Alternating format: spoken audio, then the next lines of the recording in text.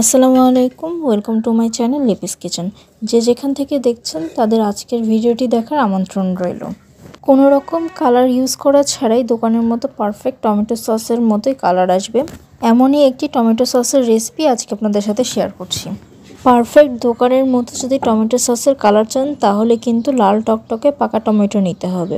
আবার পাকা টমেটো হলেও কিন্তু হবে না, সেটার কালারটা যেন লাইট হয় সেদিকেও খেয়াল রাখতে হবে। টমেটো যাচাই বাছাইয়ের উপর নির্ভর করে টমেটোর কালারটা কতটা পারফেক্ট হবে। শুরুতেই আমি ভালোভাবে টমেটোগুলোকে ধুয়ে পরিষ্কার করে নিয়েছি, আর আমি এখানে 2 কেজি টমেটো নিয়েছি। আর এখন এই টমেটোগুলোকে ছোট ছোট পিস করে কেটে নিতে হবে, এতে করে সিদ্ধ করতে সময়টা কম লাগবে, আর যত কম সময় লাগবে তত এর কালারটা ঠিক থাকবে। এটাকে বেশি ওভারকুক করা যাবে না, মানে একবারে বেশিক্ষণ সময় ধরে সিদ্ধ করে গলে ফেললে কিন্তু হবে না, তাহলে এর কালারটা কিন্তু ফ্যাকাশে হয়ে যাবে। তখন টমেটোর সসের যে পারফেক্ট কালার সেটা আর আসবে না, আর সেই সাথে এর স্বাদটাও কিন্তু ভালো আসবে না। আর ওভারকুক করে ফেলা কোনো খাবারই কিন্তু ভালো হয় না। এখন টমেটোগুলোকে আমি প্রেসার কুকারে দিয়ে এটা সিদ্ধ করে নেব। এখানে আর পানি দেওয়ার প্রয়োজন নেই, টমেটো কিন্তু সিদ্ধ হয়েই যাবে। চুলার আঁচটা জোরে দিয়ে 3টা সিটি দেওয়া পর্যন্ত অপেক্ষা করব। বেশ কিছুক্ষণ রান্না করে নেওয়ার পর আমি ঢাকনাটা খুলে আপনাদেরকে দেখিয়ে দিচ্ছি। এটাকে কিন্তু বেশিক্ষণ সেদ্ধ করা যাবে না, মোটামুটি সেদ্ধ করে নিতে হবে। আপনাদেরকে একটু দেখিয়ে দিচ্ছি তাহলেই বুঝতে পারবেন। আর এখানে দেখুন পানি বের হয়েছে, এটা কিন্তু টমেটো থেকে বের হয়েছে, আমি আলাদা করে কোনো পানি অ্যাড করিনি এর মধ্যে। এখন এই টমেটোগুলোকে আমি পানিগুলোর থেকে আলাদা করে নেব। সেদ্ধ করে নেওয়া টমেটোগুলোকে আমি ব্লেন্ডারে দিয়ে একটু ব্লেন্ড করে নিচ্ছি। সবটা ব্লেন্ড করে নেওয়ার পর এটাকে এখন আমি একটু ছেঁকে নিচ্ছি, তাই এখানে একটি জালি কাপড় নিয়েছি।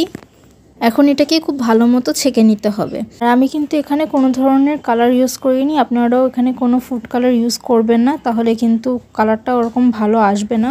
মানে একদম টমেটো সসের যে পারফেক্ট কালারটা সেটা কিন্তু তাহলে আসবে না।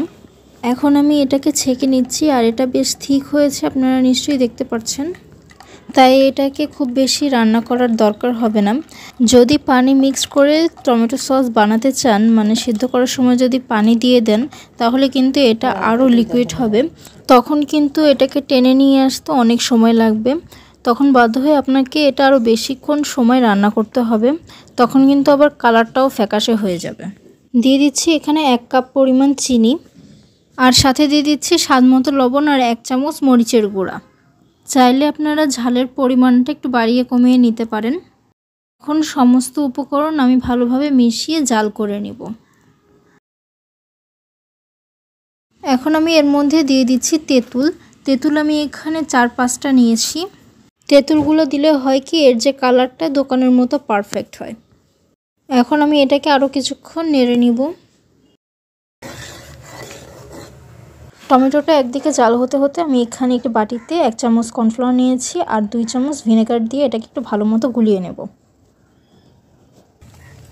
এখন চুলার জলটা মিডিয়াম রেখে আমি এটা এখন দিয়ে দিচ্ছি। দেওয়ার পরে এটাকে অনবরত নাড়তে হবে। এখন এর ঘনত্বটা ঠিক আছে কিনা সেটা একটু দেখিয়ে দিচ্ছি।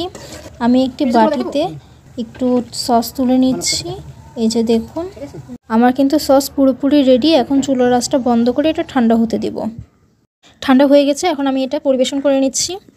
আমার এই ভিডিওটি দেখে এখন যে কেউ ঘরে বসে এভাবে সস তৈরি করে নিতে পারেন, তাহলে আর দোকান থেকে কষ্ট করে কেনা লাগবে না।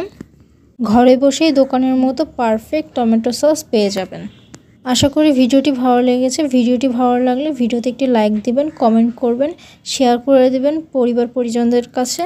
আর যারা ফেসবুক থেকে দেখছেন তারা অবশ্যই ফলো করবেন, আর যারা ইউটিউব থেকে দেখছেন তারা অবশ্যই সাবস্ক্রাইব করে দিবেন।